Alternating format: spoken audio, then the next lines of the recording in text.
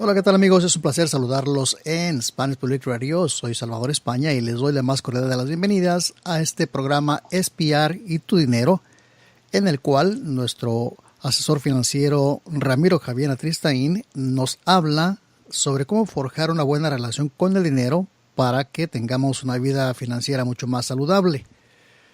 Vamos a platicar el día de hoy con Ramiro sobre cómo crear una buena cartera de inversión. De hecho, esta es la segunda parte de un programa inicial que ya habíamos hablado sobre este tema. Si ustedes lo buscan en nuestro portal de internet, que es www.spanishpublicradio.org, lo van a encontrar el programa anterior como el número 22, así es que esta es una continuación de este programa. Ramiro, ¿qué tal? ¿Cómo estás? Buenos días, Salvador. ¿Qué tal todo? Muy Aquí bien. listos para continuar con nuestros buenos temas que dan buenos consejos para mejorar tu relación con el dinero. En el episodio podcast número 22 habíamos hablado de construir una cartera de inversiones y la primera parte en la que tocamos los temas relacionados a esto fue de los vehículos que existen para establecer una cartera de inversiones. Una cartera de inversiones implica invertir dinero en la bolsa de valores directa o indirectamente, de manera que vayas aprovechando los vehículos que existen. En ese caso eran vehículos que te permiten diferir o desgravar impuestos, como el 401k, IRA Roth, y hay otros planes dependiendo para qué instituciones trabajas. Estos serían los vehículos que podemos utilizar para comenzar a hacer una buena cartera de inversión. Exacto. Entonces, después de eso, en sí lo que hay que pensar es cómo formulas esa cartera y en qué instrumentos financieros inviertes, porque eso tiene mucho que ver con respecto a lo que vas a lograr, ¿no? Entonces, y hoy más que nunca, una cartera bien gestionada es vital para el éxito de cualquier inversor. Entonces, como inversor individual, uno debe saber cómo determinar qué activos asigna y cuándo se ajusta a esos objetivos que uno tiene, que sean objetivos personales, y sobre todo considerar la tolerancia que uno tiene al riesgo. Yo identifico aquí de entrada dos puntos. El primero es qué vehículos vamos a utilizar para crear esa cartera de inversión. Exacto. Y el segundo, qué instrumentos vamos a utilizar para hacer la inversión. Sí, Háblame exacto, de los instrumentos, háblame de los instrumentos que podemos utilizar. Pues hay varios tipos de instrumentos, pero en general se pueden clasificar como instrumentos de crecimiento, como son las acciones, o sea, son instrumentos financieros, acciones, y los instrumentos de renta fija, que son, como dice su nombre, instrumentos que su valor fluctúa menos, pero su potencial de pagarnos una renta fija es constante. Entonces, la idea es mezclar estos dos y combinarlos de una manera que se acomode a la tolerancia de riesgo que un individuo tiene, ¿no? Entonces, la mejor manera de hacerlo es tener un enfoque que te ayude a construir una cartera que esté bien alineada con esa estrategia de inversión, siguiendo pasos sistemáticos. Entonces, yo pienso, hay unos 4 pasos esenciales para tomar ese enfoque. Entonces, podemos hablar de eso hoy día. El primer paso es determinar qué activos asignas adecuados, que estén adecuados al riesgo y la tolerancia de riesgo que tomas, ¿no? Entonces, otra vez, entendemos por activos, acciones o instrumentos de renta fija. Obviamente, no necesariamente se tiene que invertir directo en acciones, pero a través de fondos mutuos o ETFs, que son incluso más razonables por su costo, bajo costo en realidad, y funcionan casi como fondos mutuos. Entonces, ellos invierten en acciones. El segundo paso en sí sería establecer la cartera, por supuesto, ¿no? Porque eso, una vez que has determinado qué tipo de activos es la asignación correcta para que tengas y qué tipo de riesgo estás dispuesto a tolerar, pues la estableces. El tercer paso sería ser eficiente en cuanto a cómo reevalúas las ponderaciones de tu cartera. Y esto quiere decir, la ponderación tiene que ver con la asignación que haces porcentual a un tipo de, digamos, si tienes, por así decir, 100% de tu inversión y pongas 50% en acciones y 50% en instrumentos de renta fija, el promedio de esos dos, obviamente en este caso va a ser 50-50 en cada caso, y va a tener, cada tipo de activo va a tener una rentabilidad diferente. Lo de los más agresivos, como son los activos de acciones, van a tener una rentabilidad más alta que los de renta fija, por lo general. Entonces, la ponderación se refiere al promedio de esos dos conceptos, ¿no? Y el cuarto paso sería reequilibrar estratégicamente, periódicamente, la cartera. O sea, por ejemplo, una vez al año o 2 veces al año. No más, porque no estás, este tipo de inversión, si es a largo plazo, no es para que la estés reequilibrando cada mes, digamos, ¿no? Entonces, la estrategia acá es fundamental. Si la estrategia en este caso de los vehículos que habíamos hablado, por ejemplo, un 401k, IRA, Roth IRA, son vehículos para invertir a largo plazo. Por ejemplo, pensar en tu jubilación. Si estás hablando de una inversión más a corto plazo, es diferente. Y para eso yo recomendaría evitar, obviamente, este tipo de inversiones que uno realmente no conoce muy bien, pero sí irlo aprendiendo para poder eventualmente invertir también a corto plazo. Las de largo plazo, las compañías ofrecen distintos tipos de vehículos y a través de esas plataformas para poder invertir en, por lo general, fondos mutuos o ETFs en muchos casos. Oye, Ramiro, Sí. tú hablas de instrumentos, por ejemplo, acciones y de instrumentos de renta fija. Fija, Ok. sí. Digamos que alguien te dice, bueno, pues compra acciones para que inviertas. Y yo digo, bueno, ¿por qué no me explicas qué es una acción? Sí, perfecto. Pues las acciones son un título de propiedad, digamos, de una empresa. Entonces, cuando una empresa emite acciones, está vendiendo un pedazo de la empresa. Entonces, los accionistas compran partes de la empresa, ¿no? El patrimonio de la empresa para recaudar a veces capital. Las empresas que emiten sus acciones en la bolsa de valores están buscando capital. Entonces, los inversionistas compran acciones y que son un pedazo de la empresa en sí, en palabras más simples, ¿no? Para poder, digamos, una empresa, el fin de una compañía en realidad, o una firma, una empresa, es crecer, es conseguir una rentabilidad, y esa rentabilidad eventualmente hace crecer el valor de esas acciones, por un lado. Entonces, en las acciones, normalmente uno está buscando ese crecimiento, esa apreciación.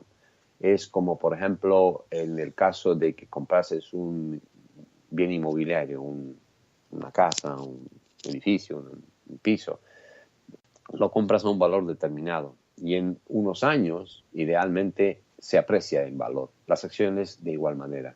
La diferencia es que no vas a tener esos costos de mantenimiento que tendrías si tienes una casa, etc. Los costos van a ser más bien lo que pagas en la compañía de corretaje que te ofrece esa plataforma donde puedes adquirir esos activos. Lo que determina el valor de una acción es la rentabilidad y el potencial que una compañía tiene. En realidad es el valor intangible que una firma tiene. Y una firma tiene su valor respecto a un par de factores. Uno, los activos materiales que desarrolla y los activos intangibles. Déjame explicarte. Por ejemplo, la compañía Apple es una de las compañías muy prestigiosas de los productos de los iPhones, MacBooks, tiene una serie, un ecosistema completo de productos en cuanto a tecnología de comunicación, tecnología de informática, ¿no? Entonces, esta compañía, desde que se estableció, eventualmente se lanzó sus acciones a la bolsa. ¿Qué estás comprando cuando tú compras unas acciones de Apple? Pues estás comprando dos cosas. Estás comprando el valor tangible que los productos de Apple tienen y lo intangible, que es la parte que va a retribuir una rentabilidad de esa compañía. Entonces, las acciones de Apple, por ejemplo, cuando lanzaron el primer iPhone, valían como entre 30 y 50 dólares, algo así, en el año 2007. Hoy en día esas acciones valen 174 dólares o algo así en estos días. Pero aparte, han subido llegado a valer en cierto año, creo que en el 2015, no recuerdo muy bien, algo así como 230 y tantos dólares. Hicieron una división de acciones donde las acciones lo dividieron en dos y se repartieron. Si tú tenías una acción de Apple, digamos que la habías comprado en 30, para el 2015 ya valía 230 y tantos, te dieron dos acciones por una en ese entonces porque las dividieron. Entonces te dieron algo así como 70, 80 dólares. Y de esas acciones han vuelto a crecer, han seguido creciendo de 80 ahora hasta 179. Entonces, si tú calculas el porcentaje de crecimiento que ha tenido Apple desde que, digamos, se invirtió desde el 2007, o empezó en el 2007, pues estamos hablando de unos cientos por ciento de rentabilidad. Entonces, esas acciones se han apreciado mucho.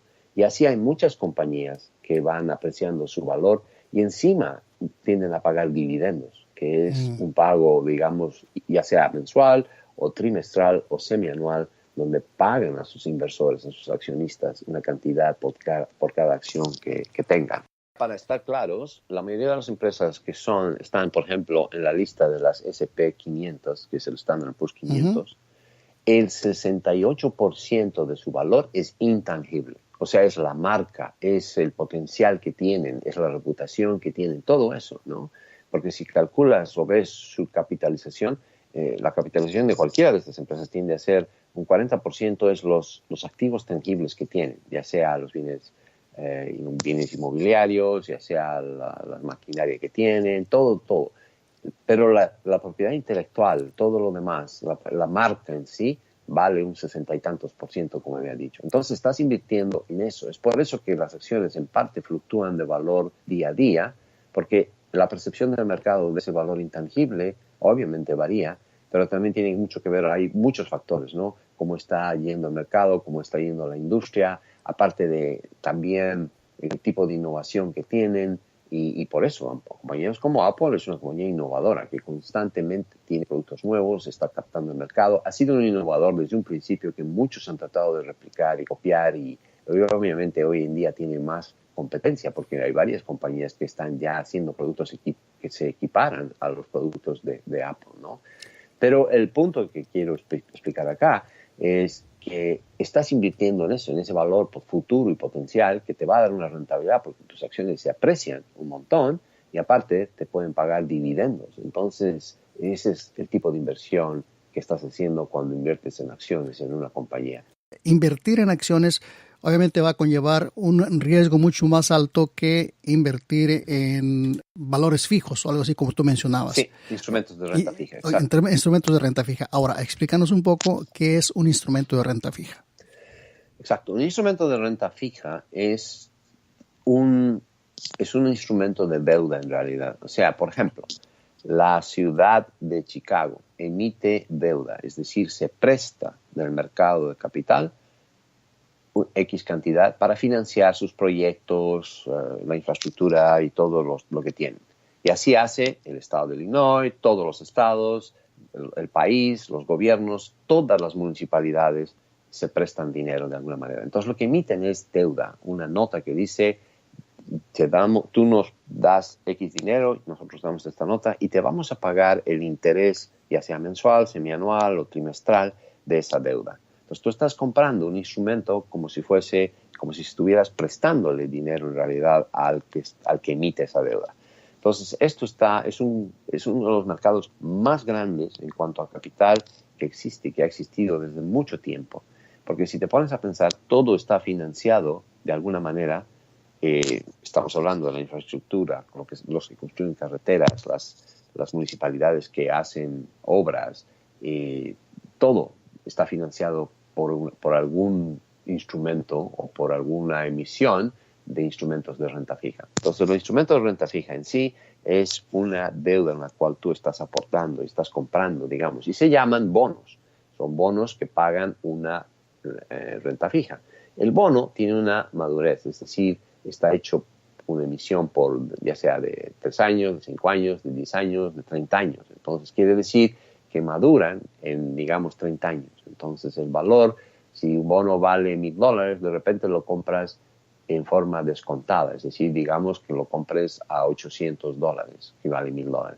Entonces, quiere decir que en 30 años va a valer $1,000. Entonces, esa apreciación de los 800 al 100 va a ser, digamos, la apreciación, y esto es solo un ejemplo, en 30 años. Pero aparte, te va a pagar un interés, ya sea, como dije, generalmente semianual, entonces, o trimestral, te va a ir pagando un interés en base a ese préstamo. De manera que al cabo y no tienes que tenerlo a los 30 años, pero al cabo de ciertos años, pues has recibido esa renta fija y ese bono se ha ido apreciando, ¿no? Ahora, los bonos su valor está directamente relacionado al valor del interés que hay en el mercado. Cuanto el interés sea más alto, el valor de sus bonos